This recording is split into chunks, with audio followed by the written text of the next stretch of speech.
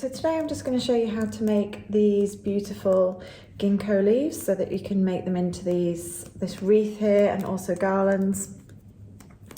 I'm going to be using flower paste, which I'm just conditioning at the moment with a little bit of Trex. I'm just rubbing some of that in. I'm just going to make these in white flower paste to begin with and then paint luster dust on them to give them that beautiful gilded finish. So I've conditioned my paste just by kneading it to give it a nice bit of stretch. This is flower paste from Squire's Kitchen, and I'm using the ginkgo leaf cutter in medium and small from Simply Nature,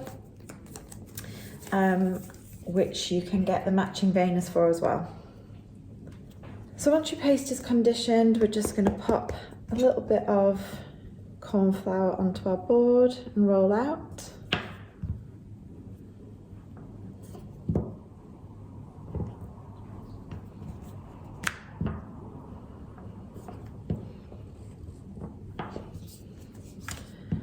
With leaves, I typically wouldn't roll the paste out as thin as I would do with petals. So you can leave it slightly thicker than you would do with your flower petals when you're making leaves.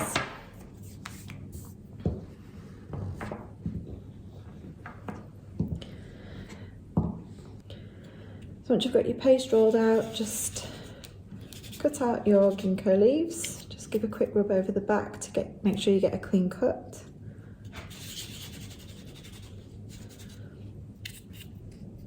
And then pop those in your Stay Fresh mat. If you're just making a few, you can just work on them straight away.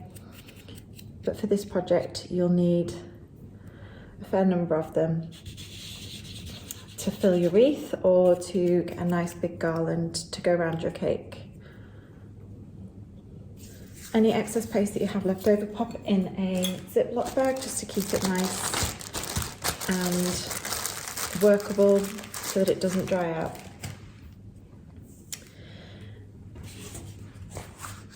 And then what we're going to do is just use the veiner with a 26 gauge wire, which we're cutting into 4 sections.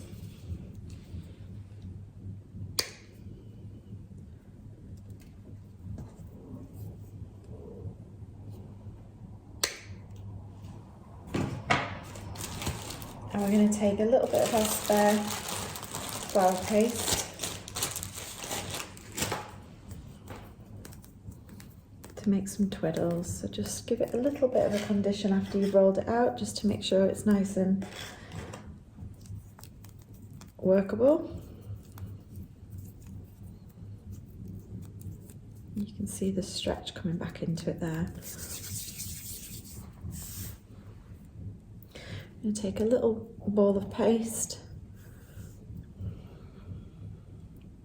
pop it onto the end of our wire, and using our finger and thumb, we're just going to twiddle it down a section of wire, and we want it long enough to fit nicely about halfway up the leaf.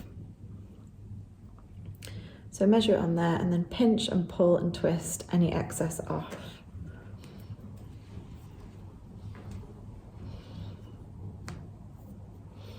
And we're going to pop the wire in the veiner, pop the leaf on top, and then pop the top part of the veiner on top of that. Press down quite firmly, and it will attach the 2 bits of paste together. Just pinch at the bottom to make sure it's nicely secure. You can set that aside for now while you do a couple of others.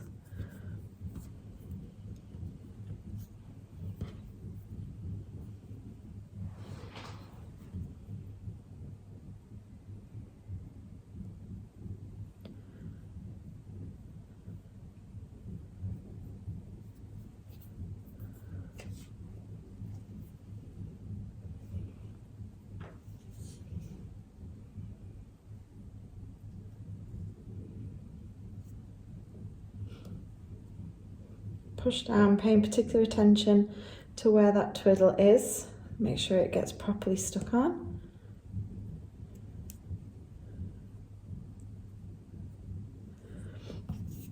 Do one more.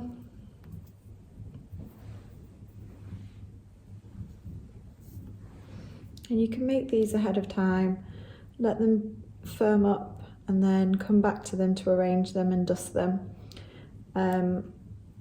when you've got a bit more time if you want. Just make sure you store them nicely so they don't get broken or damaged or dusty or anything like that.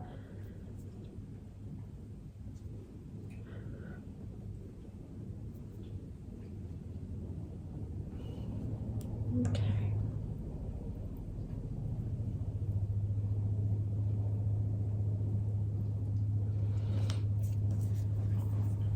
So once you've got a few of them made up, we're just going to ball tool around before they start to firm up properly. We're just going to do a little ball tool around the edge, so we're not changing the shape or anything like that. The ball tool is half on the petal, on the leaf, and half on the mat. I'm just using this yellow foam mat here so you can see. Hopefully you can see just with that bit of ball tool there, we've created a little bit of light movement in the shape of the leaf. Once all your petals have fully set, you can start to arrange them. So I've got a 20 gauge wire here, and I've got this florist tape which you just stretch to activate, and it will become slightly tacky and allow you to tape things together. So I'm just going to show you here me taping them on as though it was a garland, but if you were doing a wreath, like I've done here, you could either start with a metal or a wooden wreath shape, cover it in the tape, and then just add the ginkgo leaves in like I'm doing here. Carry on working all the way around till you get to the end. Here I'm just going to tape them down in a garland to be attached in a different way to the cake. I'm using this slightly tan coloured tape here because it is a good foundation for the gold, but you can absolutely use the white. I'm just using this colour so it's easier to show up on the video.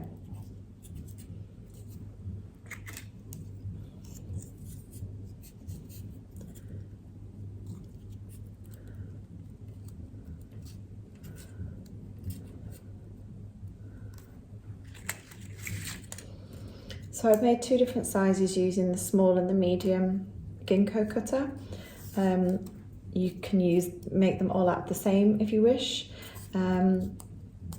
It's totally up to you. As we're going along, we're just going to snip some of this wire out so that the main wire doesn't become too chunky. I'm just randomly alternating the size of the two leaves just to make it slightly more interesting. And then we can go back and gild them all with some luster dust.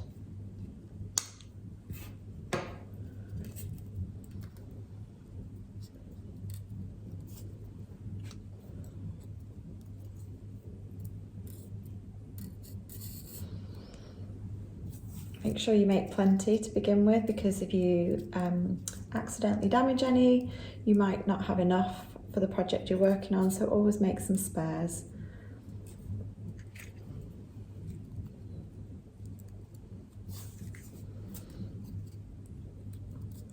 At the end of this video, there's just a couple of images of how I've arranged the wreath and the garland on cakes so that you can see how that might work into a design.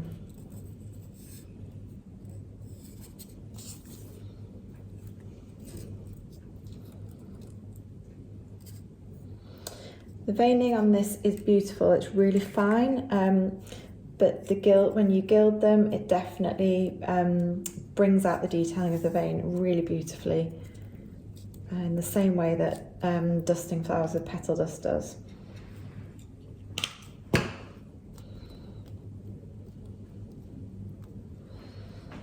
So obviously just keep adding your ginkgo leaves depending upon the size of the project.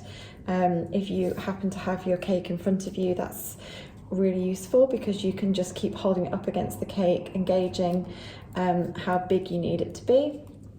If you don't have a cake in front of you, if you're making it ahead of time or you've just not got to that point yet where the cake is ready, you can always use dummy cakes if you've got any hanging around that you can stack and, you know, just stack on top of one another and have in front of you while you're making the garland up to sense check how long you need it to be.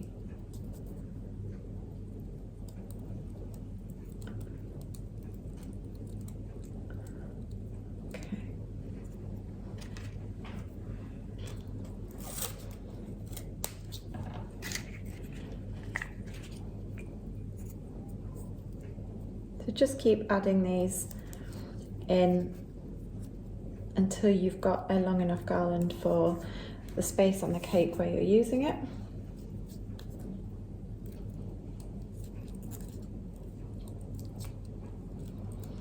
And when you're finished, you can make a start on lustering or dusting it straight away.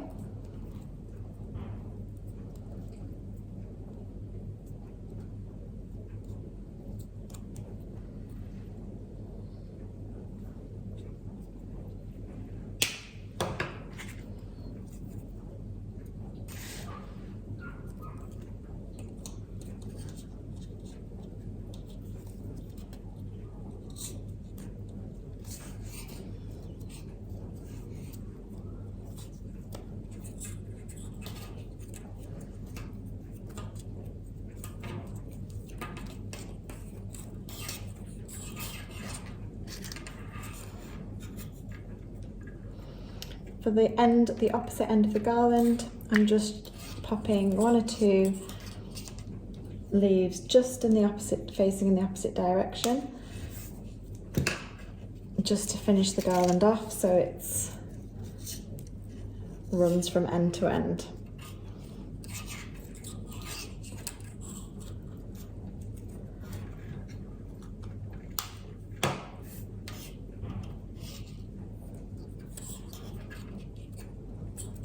And there we go. So that's our ginkgo leaves made, set and taped. And because this is on a 20 gauge wire, there's enough given it to shape this however we wanted and to sort of bend it and just sort of coax it into the shape that you might want, or you could just have it completely straight if you preferred. Again, it depends on the project that you're making.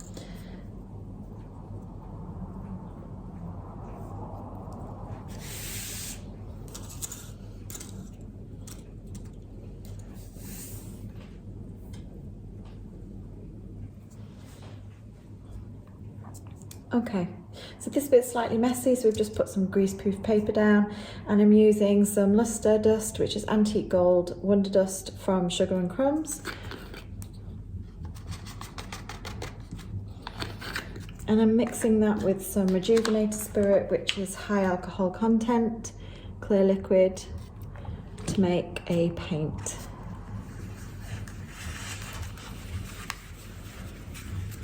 And you can obviously choose whatever colour and tone you want for your ginkgo leaves, or you could just dust them with petal dust if you wanted a more natural look that's not gilded. And then we're just going to start painting it on. If you have any streaks, it's because you've not added enough, you've added too much liquid to the luster dust ratio, so just go back and adjust accordingly. If it's too clumpy, then you need to add a bit more rejuvenator spirit. But because of the high alcohol content, this edible paint will dry off really quickly. And it means that you can go back and recoat it and get rid of any streaks that you do have.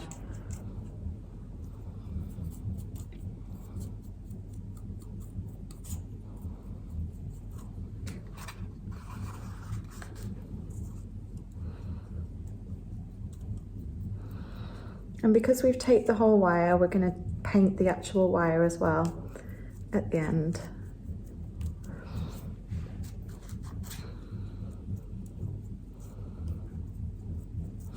As we go, you can also add in some edible gold leaf if you wanted. While things are still a little bit wet, you can add in some little bits of gold leaf just to add a little bit of luxury to it, but just quite randomly before the rejuvenator dries off.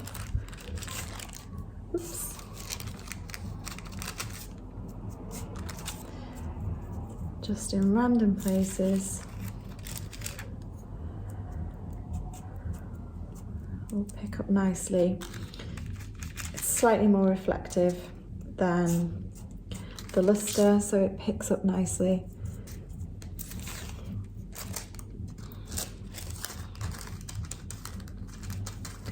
On projects, particularly if there's going to be any candlelight around, it works really nicely for that too.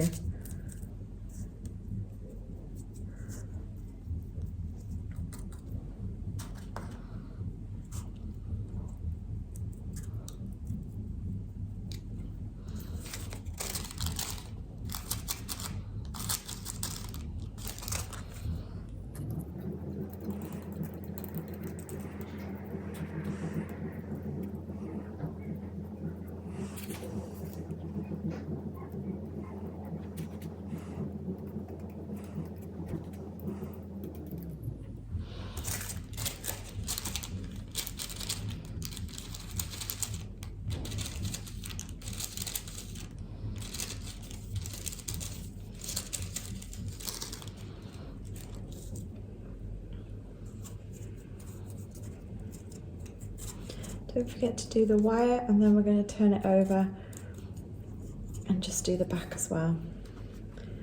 Now obviously if you've decided which is the back, which is going to be facing the cake and which is going to be facing out, then you can not worry about putting any gold leaf on this side if you want. It's just so that from the side that the white bits of the back are not showing, because they will be really obvious otherwise.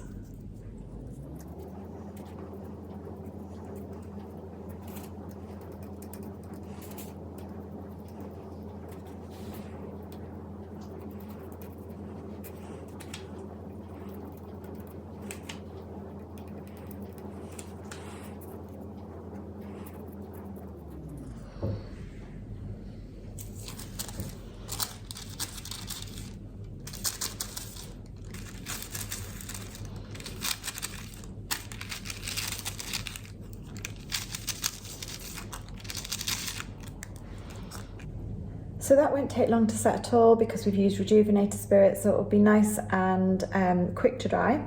And once you have let it dry for a couple of minutes, it will be ready to arrange on your cake. So I'll pop up some pictures at the end of this just to show you a couple of ways how I've used these on cakes. If you give the tutorial a go, I'd love it if you could like and share. Please do subscribe if you're watching this on YouTube, and keep an eye out for our other tutorials. You can also come and join my free Facebook group, the Sugarcraft School with Rachel Hanna, where there are loads of free tutorials, demos, business information, advice, and incredible support from fellow cake decorators. I'd love to see you there. Okay, thanks for watching. I hope you've enjoyed it.